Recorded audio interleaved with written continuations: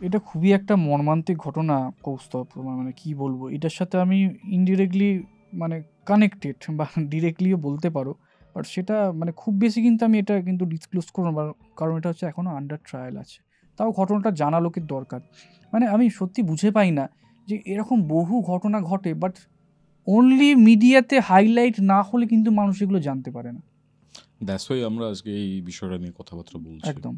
তো এইটা একটা তোমার নেক্রোফিলিয়ার ঘটনা, যেটা তোমায় বলছিলাম আর কি, ওই মৃতদেহের সাথে যে তোমার আর কি ধর্ষণের ব্যাপারটা।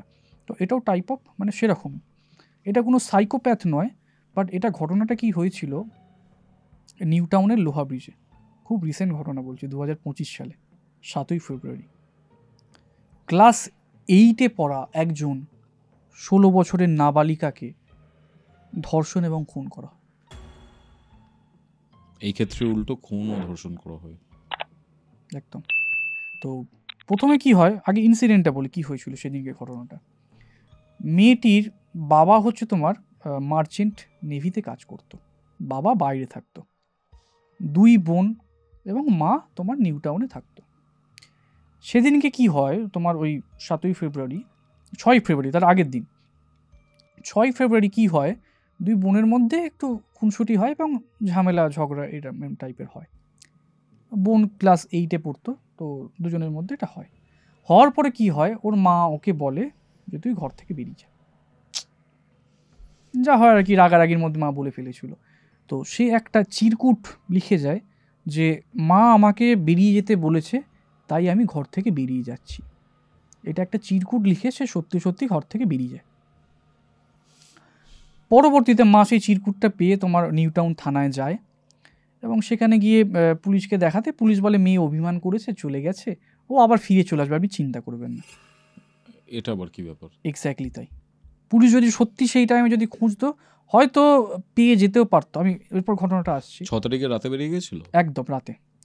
তো মেয়েটা কিছুক্ষণ হাঁটার পর মোটামুটি 10:30 নাগাদ বেরিয়ে গিয়েছিল। তো কিছুক্ষণ হাঁটার পরে তার মনে হয় যে না, অনেকটা রাত হয়ে গেছে, আমি বাড়ি থেকে অনেকটা দূরে চলে এসেছি, আমি এবার বাড়ি ফিরে যাব।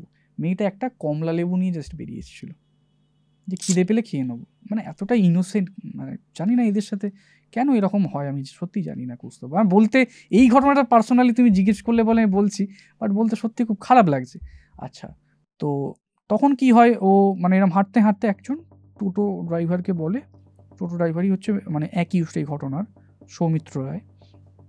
তো ওকে বলে যে কাকু আমি এরকম বাড়ি থেকে চলে এসেছি, আমি অনেকটা দূর হাঁটতে হাঁটতে চলে এসেছি, আমি বাড়ি খুঁজে পাচ্ছি না, একটু আমি বাড়ি নামিয়ে দেবেন। মানে জাস্ট এতটা ইনোসেন্টলি সে বলে।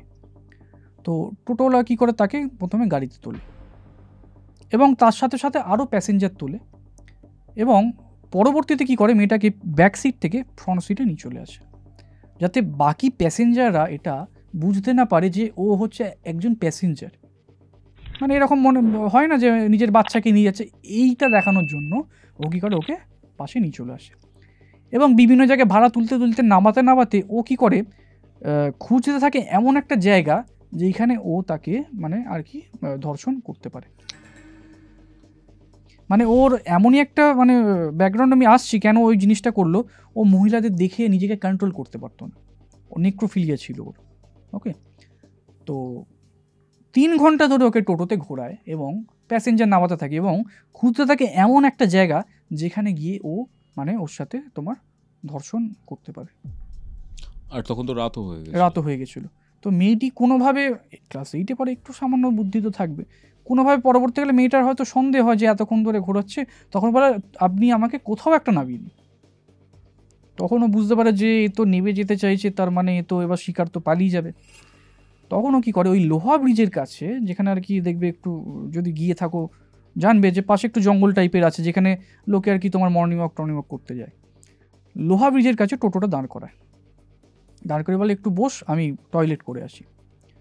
বলে টোটো থেকে নেবে, টোটোওয়ালা কী করে, পিছনে ব্রেকের যে তোমার চেন হয় সেই চেনটা বার করে মেয়েটির গলাতে পেঁচিয়ে দেয় এবং মেয়েটি যন্ত্রণায় তোমার ছটপট করতে থাকে এবং এক সময় গিয়ে আধমরা হয়ে যায়। তখন তাকে কাঁধে তুলে নিয়ে যায় জঙ্গলের দিকে এবং জঙ্গলে নিয়ে গিয়ে যখন চেনটা খোলে দেখে ওর মধ্যে এখনও মানে আর কি সেন্স আছে, ও তখন ছটপট করতে থাকে, পালানোর চেষ্টা করে। তখন কি করে, ওর মুখেতে মানে তোমার থেঁতলে দেয় ঠোঁটের পাশটা, ঘুষি মেরে হোক বা কিছু দিয়ে হোক, ইট ফিট দিয়ে হোক, ঠোঁটের পাশটা থেঁতলে দেয়। দেওয়ার পরে ওর হাতের নখ উবড়ে দেয় এবং তারপরে ওই চেনটা আবার ওর গলায় পেঁচিয়ে ওকে খুন করে। নখ উপড়ে দিয়েছিল কেন? ধস্তাধস্তির সময় ওর হাতের একটা নখ উবড়ে যায় মেয়েটি। আচ্ছা, ওকে। তো এবং তারপরে কি করে, ওর সাথে তোমার ওকে ধর্ষণ করে। এবং ওর পরনে যখন পুলিশ ওকে মানে প্রথম অ্যাকচুয়ালি পুলিশ দেখেনি, পরের দিন সকালে যারা মর্নিং ওয়াক করতে যায় তারা ভাবে নর্মাল কোনো মানুষ হয়তো ওই মদ টদ খেয়ে হয়তো পড়ে আছে দূর থেকে দিকে, এরকম ভাবে। একজন ওই মর্নিং ওয়াক করতে গিয়ে আর একটু এগিয়ে গিয়ে দেখে যে না, এটা একজন 8 বছর ওই ক্লাস 8-এ পড়ে বা একটা কম বয়সী একজন নাবালিকাকে ধর্ষণ করে ফেলে রেখেছে। পুলিশ গিয়ে দেখে তার পরনে আছে তোমার একটা, মুখে দিয়ে আছে একটা নীল রুমাল দিয়ে বাঁধা মুখটা, আর তার যে পরনের যে প্যান্ট সেটা দূরে ফেলা আছে, এবং একটা কমলা লেবু পড়ে আছে যেটাও নিয়ে বেরিয়েছিল খাবে বলে। এবার আসি আমি তোমার ওই যে আর কি ঘটনাটা ঘটিয়েছে সৌমিত্র রায়, সে কেন এই ঘটনাটা ঘটিয়েছে। সে কম বয়সে কি করে একজন তার থেকে বেশি বয়সী মহিলাকে বিয়ে করে, এবং সে এতটাই সেই প্রথম স্ত্রীকে যৌন নির্যাতন করতো, মানে তার টেন্ডেন্সিটাই মানে ফার্স্ট থেকেই এরকম ছিল, এতটাই তাকে যৌন নির্যাতন করতো যে সে তোমার সুইসাইড করে, গলায় দড়ি দিয়ে সুইসাইড করে। এবং সেই কেসেতে ও কি করে 8 মাস জেলও খাটে, এই যে একই যার কথা বলছি। পরবর্তীতে কি করে, সে তার একটা বন্ধুর বউয়ের সাথে এই সেম জিনিস করতে যায় এবং তার জন্য পরবর্তীতে সে অ্যারেস্ট হয়। দিয়ে তারপর সে সেকেন্ড ম্যারেজ করে এবং তাকেও একইভাবে যৌন নির্যাতন করতো, সে খালি ভয়তে কিছু বলতে পারতো না। পরবর্তীকালে এই যে সিসিটিভি ফুটেজ, এই যে 3 ঘন্টা ওকে যে টোটোতে নিয়ে ঘুরেছিল, পরবর্তীকালে তোমার ওই সিসিটিভিতে ধরা পড়ে যে তোমার ওই ওকে টোটোতে নিয়ে ঘুরছে। সেখান থেকে পরবর্তীকালে ওকে তোমার পুলিশ সন্ধান করে গিয়ে অ্যারেস্ট করে।